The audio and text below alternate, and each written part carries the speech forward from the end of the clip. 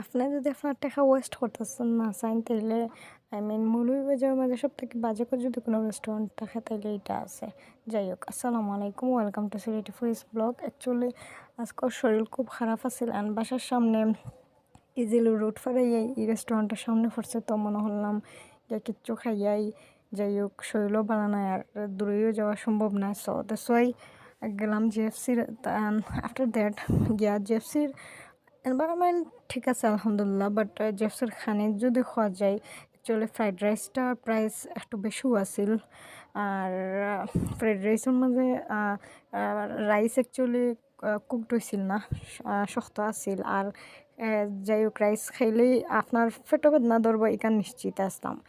আর আমার শরীর ভালো আছিল না দেখে যাওয়া, আমি নিজেও জানি অ্যাকচুয়ালি তার খানি ভালো নাই ইদানিং। লাস্ট কয়েক বছর ধরে জিএফসির খানি তেমন একটা ভালো হয় না। আর বাসার সামনে আছে